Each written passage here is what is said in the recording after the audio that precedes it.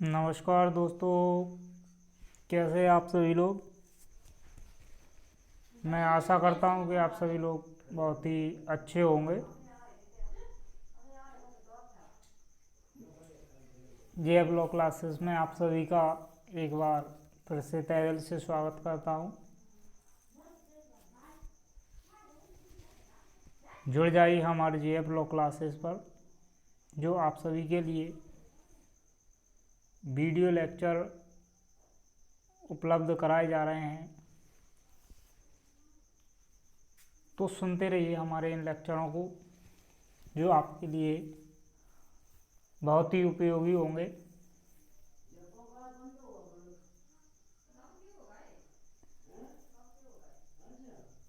जिस प्रकार की हम अभी तक ये वीडियो बनाते आ रहे हैं, ठीक उसी प्रकार आपको आगे वीडियो मिलते रहेंगे। यदि आप लोगों ने पुरानी वीडियो नहीं देखी है तो जे लॉ क्लासेस की प्लेलिस्ट में जाना है। प्लेलिस्ट में जा कर के सारे वीडियो लेक्चर जे लॉ क्लासेस की प्लेलिस्ट में मिल जाएंगे।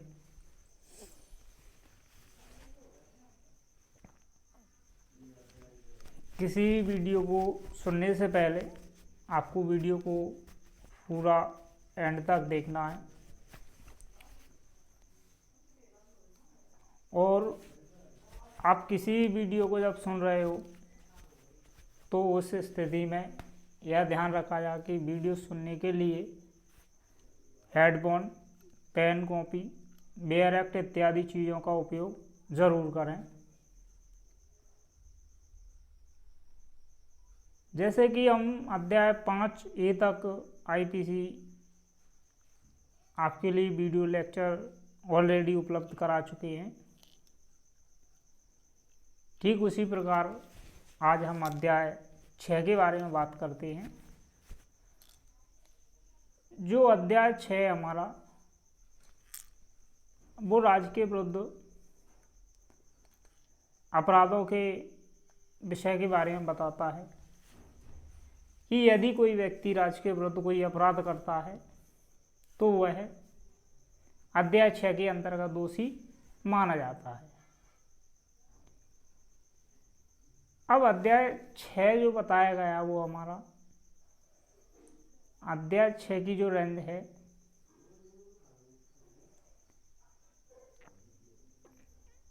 121 से लेकर 130 तक अध्याय 6 के प्रावधान बताए गए हैं। ये सारे जो सेक्शन हैं राज्य के विरुद्ध अपराधों के विषय में बताए गए हैं।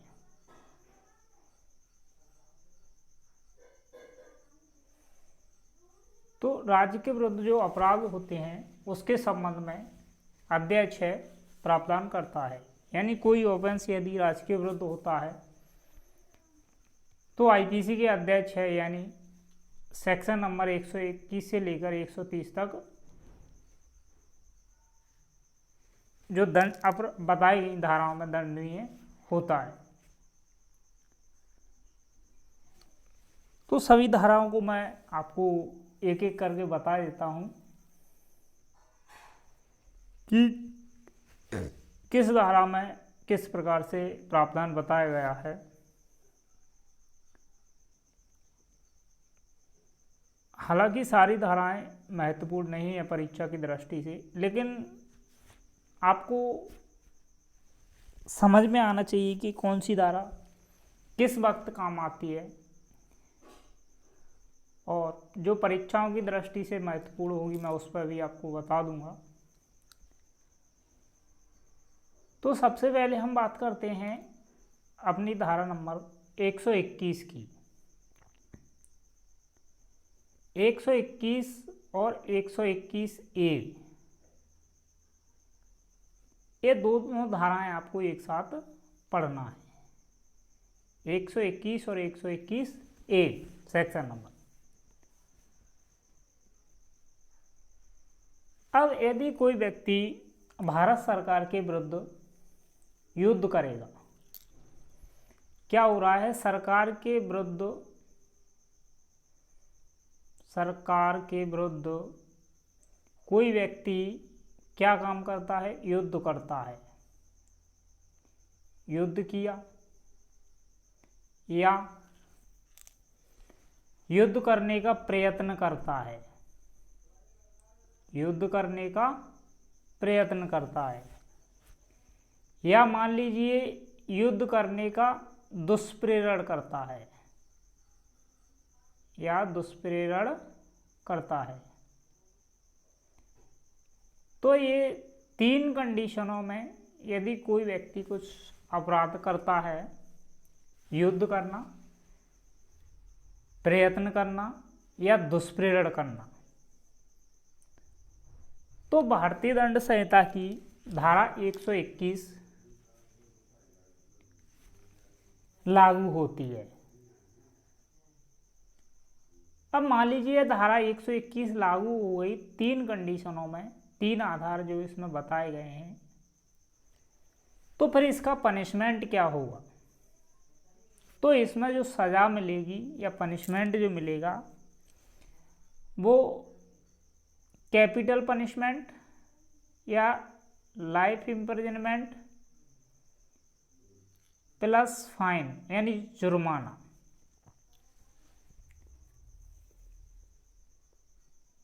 यानी या तो मृत्युदंड मिलेगा या आजीवन कारावास मिलेगा और जुर्माना से दंडनीय होगा। ये धारा 121 प्रावधान करती है। युद्ध करना, प्रयत्न करना और दुष्प्रेरण करना। तो जो दुष्प्रेरण बताया गया है वो बताएगा हमारे सेक्शन नंबर 107 में। जब मैंने आईपीसी का आपको सेक्शन नंबर 107 पढ़ाया था तो उस समय दुष्प्रेरण के बारे में बताया था। अब आता है हमारा 121A। जो 121A है वो कहता है कि सरकार के विरुद्ध षड्यंत्र करना, षड्यंत्र करना। 121A में ओनली षड्यंत्र है सरकार के विरुद्ध, यानी इसकी जो हेडिंग बताइए वो बताइए धारा 121 द्वारा दंडनीय अपराधों का षड्यंत्र। यानी राज्य सरकार के विरुद्ध षड्यंत्र करेगा कोई व्यक्ति तो 121A के तहत दंडनीय माना जाएगा, या उसको जो पनिशमेंट दिया जाएगा वो 121A के तहत दिया जाएगा। अब पनिशमेंट कितना होगा? तो इसमें पनिशमेंट भी आजीवन कारावास यानी LI लाइफ इम्प्रिजनमेंट जो किसी भी भांति का होगा, या 10 वर्ष तक 10 ईयर और प्लस फाइन यानी जुर्माना। तो आजीवन कारावास या 10 वर्ष तक कारावास किसी भी भांति का, या फिर जुर्माना प्लस जुर्माना और जुर्माना है। तो ये यदि राज्य सरकार के विरुद्ध या सरकार के विरुद्ध कोई षड्यंत्र करता है तो 121A में दंडनीय माना जाता है। अब 122 की बात कर रहे हैं तो 122 बताती है कि भारत सरकार के विरुद्ध 122 यानी भारत सरकार के विरुद्ध या सरकार के विरुद्ध हथियार एकत्रित करना, या इसमें लिखा है आयुध या हथियार दोनों एक ही है। सरल लैंग्वेज में आप कर लें कि हथियार एकत्रित करना, संग्रह करना, या आयुध या हथियार दोनों एक ही। यदि राज्य सरकार के विरुद्ध कोई हथियार एकत्रित किए जा रहे हैं युद्ध करने के लिए, तैयारी हो रही है, तो धारा 122 में दंडनीय माना जाएगा। अब धारा 122 में जो पनिशमेंट बताया गया वो कितना है, तो उसमें जो पनिशमेंट है वो 121 ए के समान है। 121 ए के समान है। जो दुष्प्रेरण में पनिशमेंट मिल रहा था वही पनिशमेंट यदि आप हथियार एकत्रित करते हो सरकार के विरुद्ध युद्ध करने का, तो आपको पनिशमेंट LI 121 ए के समान है। और 121 ए का जो पनिशमेंट था वो था LI या 10 वर्ष प्लस फाइन या दोनों। अब आता है 123। जो सेक्शन नंबर 123 है वो युद्ध करने की परिकल्पना को, यानी परिकल्पना का मतलब होता है योजना, यानी राज्य सरकार के विरुद्ध कोई युद्ध करना है और उसकी जो योजना बनाई जा रही है, या ऐसे कीवर्ड में याद रख सकते हैं इसको कि 123 जो है तो योजना को, योजना किसकी, सरकार के विरुद्ध युद्ध करने की योजना को छिपाना। किसी व्यक्ति को पता है और योजना को छिपा रहा है तो 123 में दंडनीय माना जाएगा। अब इसका क्या पनिशमेंट है, पनिशमेंट तो सबके याद रहते नहीं है, फिर भी आप एक बार देख लेना, लेकिन आपको कीवर्ड याद होना चाहिए। योजना को छिपाना किसके विरुद्ध, तो सरकार के विरुद्ध जो योजना बनाई जा रही है युद्ध करने की, उसको छिपाना 123 में दोषी माना जाता है। अब इसका जो पनिशमेंट है वो है 10 ईयर प्लस फाइन, यानी किसी भी भांति का कारावास 10 साल का और जुर्माना 10 year plus fine, 10 year plus fine. ये हमारा 123 में बताया गया है। अब आता है 124। 124 कहता है कि मान लीजिए विधिपूर्ण शक्ति का प्रयोग कर रहा है। कौन कर रहे हैं, विधिपूर्ण शक्ति का प्रयोग कर रहे हैं, जैसे राष्ट्रपति है, राज्यपाल है, इन पर हमला हो रहा है। यानी आप सीधा सीधा कीवर्ड में याद करें तो 124 आपको करना है। 124 के बाद लिखना राष्ट्रपति, राष्ट्रपति, राज्यपाल, हमला। ये आपको कीवर्ड याद रखना है। राष्ट्रपति या राज्यपाल पर हमला 124। पनिशमेंट याद करना तो कर लेना, नहीं याद ना हो तो कोई दिक्कत नहीं है, परीक्षाओं की दृष्टि से इतने महत्वपूर्ण नहीं है, आपको सेक्शन वेस याद होना चाहिए। अब आता है हमारा सभी परीक्षाओं की दृष्टि से महत्वपूर्ण सेक्शन, सेक्शन नंबर 124A। अब 124A जो बताता है वो है राजद्रोह के बारे में। राजद्रोह, अब यह राजद्रोह क्या है, मूल भारतीय दंड संहिता का सेक्शन नहीं है। राजद्रोह जो जोड़ा गया है वो जोड़ा है हमने 1870 में। राजद्रोह जोड़ा गया है 1870 में, यानी 124A जो जोड़ा गया है सेक्शन वो जोड़ा गया है 1870 में। अच्छा, 1870 में एक सेक्शन और जोड़ा गया था जो मैंने आपको अभी पढ़ा चुका हूँ, उसमें था, तो आपको याद आ रहा हो तो ठीक है। यदि आप पहली बार वीडियो देख रहे हैं तो मैं आपके लिए बता देता हूँ। सेक्शन नंबर 34 में जोड़ा गया था सामान्य आस को अग्रसर करने के लिए, थोड़ा एक सेंटेंस जोड़ा गया था उसमें, तो वो भी 1870 में ही जोड़ा गया था। अब बात आती है कि राजद्रोह होता क्या है, राजद्रोह के लिए क्या क्या आवश्यक है, राजद्रोह कैसे होता है, बोल के होता है, लिख के होता है, किन किन परिस्थितियों में राजद्रोह माना जाए कि ये राजद्रोह हो रहा है। तो देखा ये जाता है कि राजद्रोह किस तरीके से हो सकता है। तो राजद्रोह बोलकर भी हो सकता है, लिखकर भी हो सकता है और संकेतों द्वारा भी हो सकता है, दृश्य रूपणों द्वारा भी हो सकता है। यानी लिखकर, बोलकर, शब्दों द्वारा या फिर दृश्य रूपणों द्वारा। दृश्य रूपण मतलब चित्रित करके, दिखा करके। अब इसमें किया क्या जाता है, सरकार के प्रति घृणा पैदा की जाती है। क्या पैदा की जाती है? सरकार के प्रति घृणा पैदा की जाती है।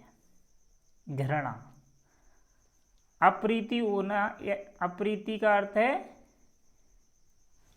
कि सरकार के प्रति घृणा पैदा करना, अवमानना पैदा करना।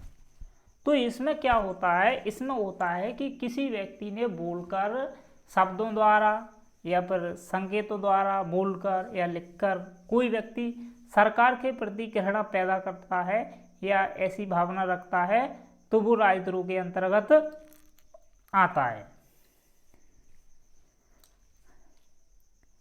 अब राजद्रोह के लिए मान लीजिए किसी व्यक्ति ने राजद्रोह कर दिया तो उसको पनिशमेंट कहाँ मिलेगा? तो 124A के अंतर्गत ही उसको दंडित किया जाएगा। तो 124 में जो पनिशमेंट है वो पनिशमेंट है आजीवन कारावास या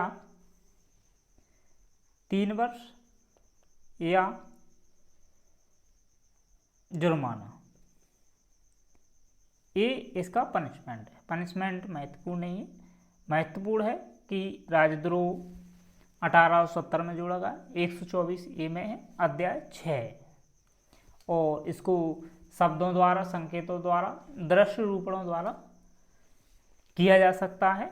और इसका जो अर्थ होता है वो है सरकार के प्रति घृणा पैदा करना या वैमनस्यता बढ़ाना। अब आता है सेक्शन नंबर 125। सेक्शन नंबर 125 आपको याद नहीं करना, आपको सिर्फ हेडिंग याद करना है कि भारत सरकार से मैत्री संबंध बनाए रखने वाली किसी एशियाई शक्ति के विरुद्ध युद्ध करना। अब इसका अर्थ ये आता है कि मान लीजिए भारत सरकार ने कोई एशियाई संबंध बनाए तो उसके प्रति यदि युद्ध कर रहे हैं तो 125 के अंतर्गत दंडनीय माना जाता है। तो एशियाई संबंध आपको याद इतना रखना है कि एशियाई संबंध, आप एशियाई संबंध आपको 125 आपको कीवर्ड याद करना है, संबंध, एशियाई संबंध 125 सेक्शन 20 याद रखना है। अब आता है हमारा 126। 126 कहता है कि भारत सरकार के साथ शांति के संबंध बनाए रखने की शक्ति का राज्य क्षेत्र के अंतर्गत लूटपाट पैदा करना। अब यह क्या है, लूटपाट हो रही है 126 में। 126 में भारत सरकार की शांति भंग करने के लिए लूटपाट, तो आपको कीवर्ड इसका रखना है लूटपाट याद। अब 127 जो है 127 बताता है कि लूटपाट से प्राप्त संपत्ति को प्राप्त कर रहे हैं। तो लूटपाट से प्राप्त की गई संपत्ति को प्राप्त करना 127 में।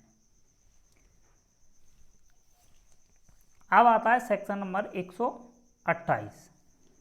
तो सेक्शन नंबर जो 128 है वो है लोक सेवक द्वारा, लोक सेवक का जो स्वेच्छा से राज कैदी है या युद्ध कैदी है उसको निकल भागने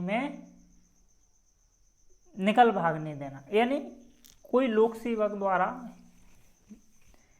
युद्ध कैदी या राज कैदी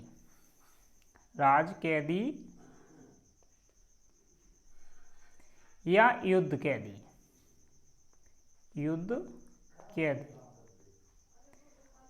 ये दो को क्या होता है, लोक सेवक निकल भागने देना। 128 में युद्ध कैदी या राज कैदी को निकल भागने देना।